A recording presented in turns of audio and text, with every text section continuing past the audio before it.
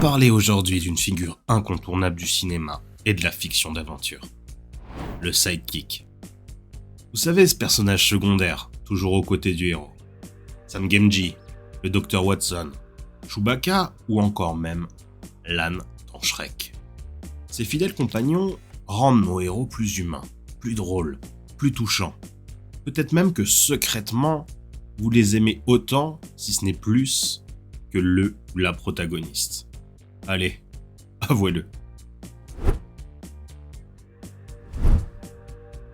Le sidekick, c'est un tout petit peu plus qu'un simple figurant qui suit le héros partout. Dans la plupart des histoires, il remplit plusieurs fonctions narratives. D'abord, c'est souvent un miroir ou un contrepoint du héros. Son caractère contraste avec celui du protagoniste, ce qui permet de mettre en valeur les traits de ce dernier. Si le héros est taciturne ou austère, le sidekick sera peut-être jovial et bavard. S'il manque au héros une compétence, le sidekick la porte sur un plateau. Harry Potter pas très doué en potions, Hermione est là pour rattraper le coup. Le sidekick complète ainsi le héros en comblant ses lacunes, qu'elles soient pratiques ou émotionnelles. Ensuite, le sidekick est souvent le plus accessible des personnages pour le public. Il peut servir d'alter ego, on peut plus facilement s'identifier. Par exemple, dans une enquête de Sherlock Holmes, Watson est celui qui ne comprend pas immédiatement, comme nous, et qui pousse Holmes à expliquer son raisonnement, en posant des questions ou en découvrant les indices en même temps que lui. Le sidekick permet au récit de fournir des explications sans que ça paraisse forcé. Il est un peu le porte-voix du public au final.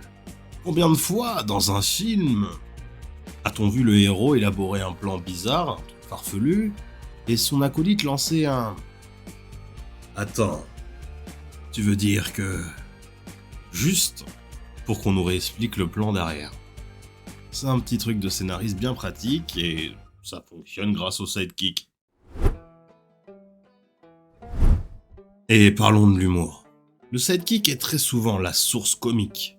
Quand l'histoire devient trop sombre ou sérieuse, qui vient faire une petite blague ou une grimace? Le sidekick, bien sûr. Que ce soit Mouchou qui va de Mulan, Me prendrais-tu pour un bijou? Olaf, le bonhomme de neige, qui rêve de soleil dans la Reine des Neiges, ses acolytes apportent un humour salvateur.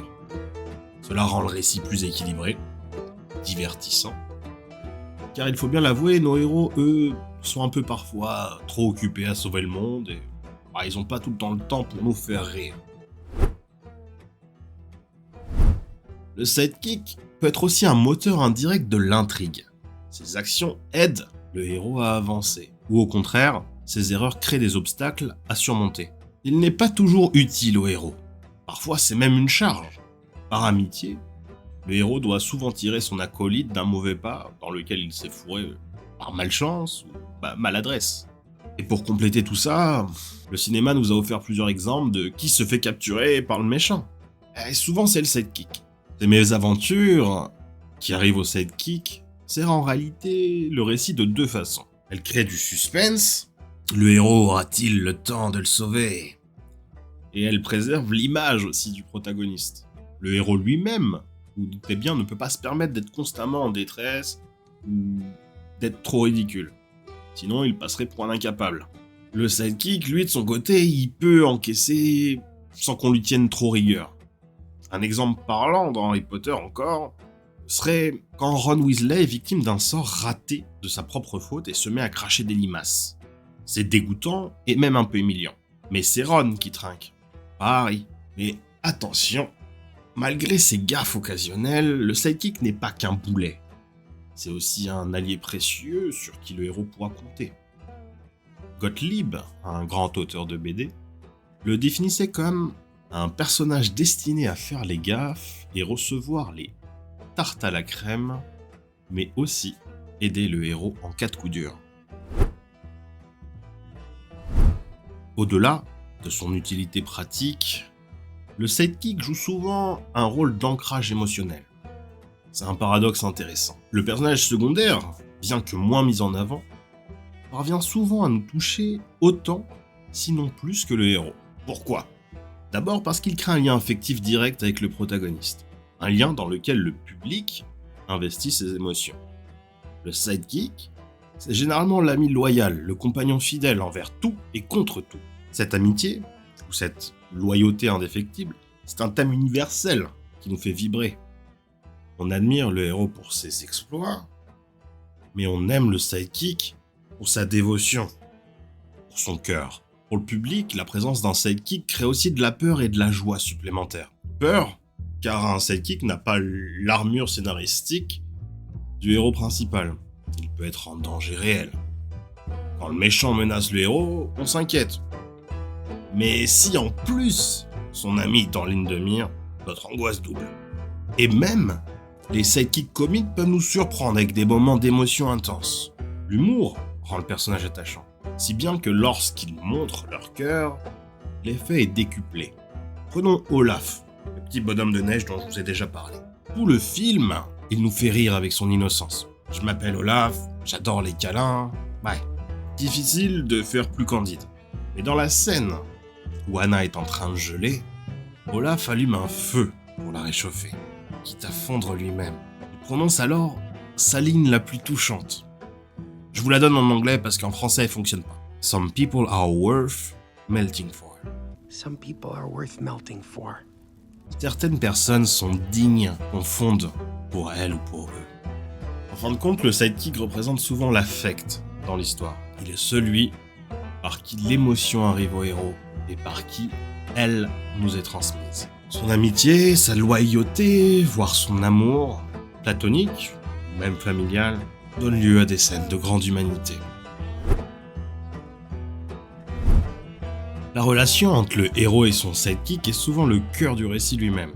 C'est un duo, un binôme, parfois même plus intéressant que l'intrigue principale elle-même. Le héros incarne plutôt les qualités, le courage, la noblesse, l'intelligence, tandis que le sidekick va souvent incarner des faiblesses plus humaines, la peur, la maladresse, l'impulsivité. Reprenons les exemples de Sherlock Holmes et de Dr. Watson. L'un est brillant, froid, excentrique, l'autre est plus terre-à-terre, empathique et pragmatique. Watson, par son humanité et son sens pratique, tempère la logique glaciale de Holmes et le ramène sur Terre quand il part trop loin.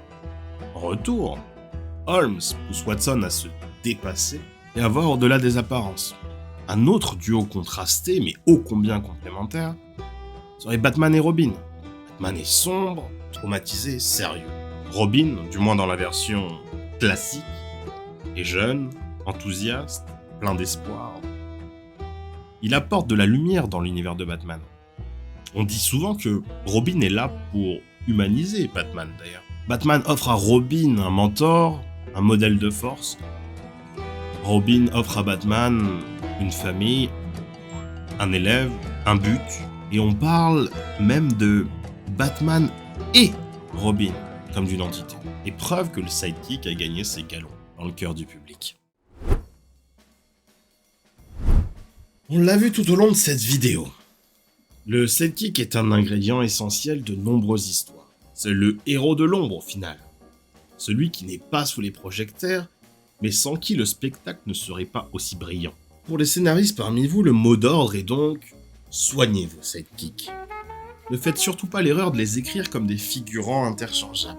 Un sidekick réussi doit être profond, nuancé, pas un personnage unidimensionnel, cantonné à une seule fonction.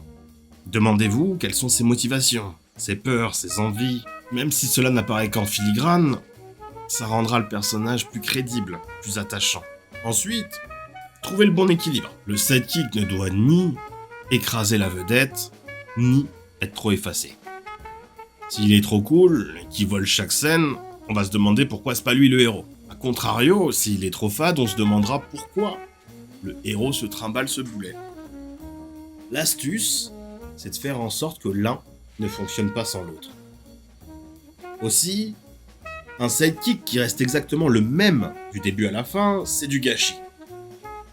Faites-le se tromper et corrigez ses erreurs. Affrontez-lui ses peurs. Par exemple, s'il est peureux, offrez-lui une scène où il affronte sa peur pour sauver le héros.